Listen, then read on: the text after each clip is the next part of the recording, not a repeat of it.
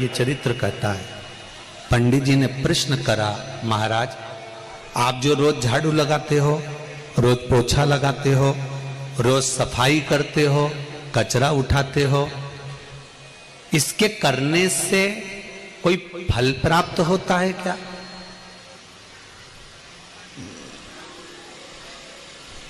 इसके करने से कोई इच्छा की पूर्ति होती है क्या? इसके करने से कुछ हमें मिलता है क्या? तब उसी समय पर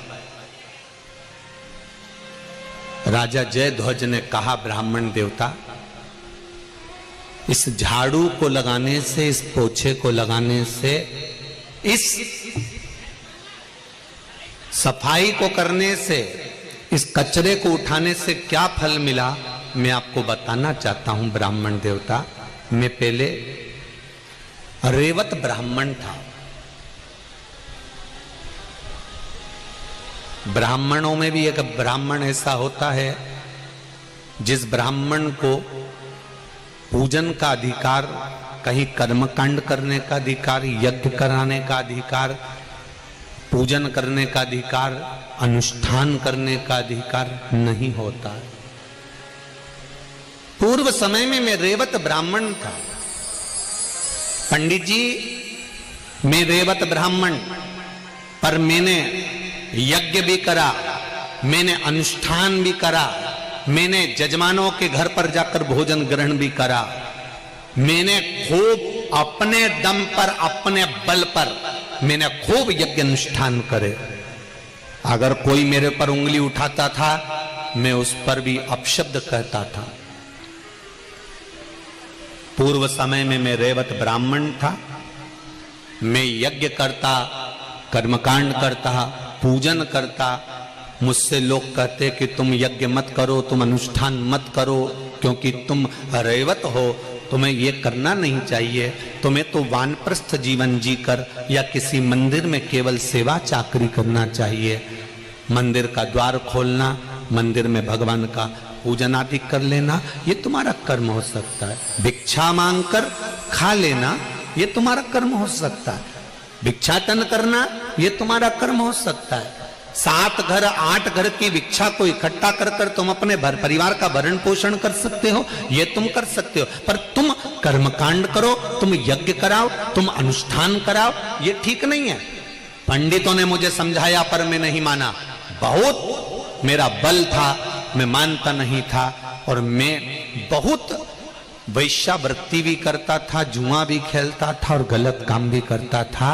जिनके यहां मैं यज्ञ कराने जाता था, अनुष्ठान करने जाता था, वहां से थोड़ा ना थोड़ा सामान अधिकता में लेकर आ जाता था। अपने परिवार के लिए बहुत मेहनत किया। एक बार मैं पूजन कराकर आ रहा था और पूजन कराकर आते आते रास्ते में एक सुंदर ब्राह्मणी दिखी।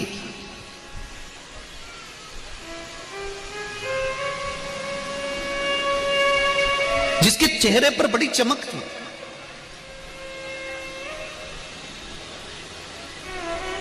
बड़ी सुंदर थी वो। उस ब्राह्मणी को देखा मैंने तो मेरे भीतर काम जाग गया। और काम जागा तो मैंने पूजन का सामान मेरे साथ में था। मैंने ब्राह्मणी का हाथ पकड़ा और उसको एक खंडेरे की ओर, टूटे हुए मंदिर की ओर ले गया। मुझे नहीं मालूम था कि ये टूटा हुआ मंदिर है। मैंने खंडेरा जानकर, एकांत जानकर ब्राह्मणी को उस कक्ष की ओर, रात्रि का समय था, उस ब्राह्मणी को खींचकर मैं उस खंडेरे की ओर ले गया। उस वीरान खंडेरे में मैं पहुंच गया। मैंने उस ब्राह्मणी को देखा और कामुक्त होकर मैंने अपने वस्त्र को उतारा और बैठने के लिए उस ब्राह्मणी को, वहां बिठाने के लिए उस भूमि को मैं साफ करने लगा अपने कपड़ों से। जब मैंने देखा कि अंधेरा बहुत है, पूजन के सामान में थोड़ा सा कपास रखा था, थोड़ा सा घी रखा था, मैंने निकालकर बाती को जला दिया। मंदिर में एक दिया रखा। वहीं से नगर का एक सिपाही जा रहा था। उस सिपाही ने देखा कि इस खंडेरे में आज तक कोई ने दिया नहीं जलाया, रात्रि को प्रकाश कैसे हो रहा है। रात्रि को प्रकाश कैसा है? इस खंडेरे में किसने दिया लगा दिया? इस खंडेरे में दीप किसने लगाया है? और वो सिपाही उस खंडेरे के अंदर प्रवेश कर गया। प्रवेश करते से उसने मुझे उस ब्राह्मणी के देखा, ब्राह्मण की पत्नी के साथ में, ब्रह्मणी के साथ में। देखते ही उसने सोचा कि ये जरूर दूसरे राज्य का गुप्तचर है, यहां छुप कर बैठा है। इस खंडेरे में तो कोई आता नहीं है, इस टूटे हुए भवन में तो कोई आता नहीं है, और इसका वध उस सैनिक ने वहीं की वहीं कर दिया। ब्राह्मण की पत्नी को छुड़ाकर घर भेज दिया। ये वहां मर गया, प्राण छूट गए। प्राण छूटते से ही उसी समय पर इसका जो स्वरूप था वो भगवान के स्वरूप जैसा बन गया और बैकुंठ की ओर चला गया। जैसे बैकुंठ के दरवाजे पर पहुंचा तो पहुंचते से ही बैकुंठ के द्वारपालों ने पूछा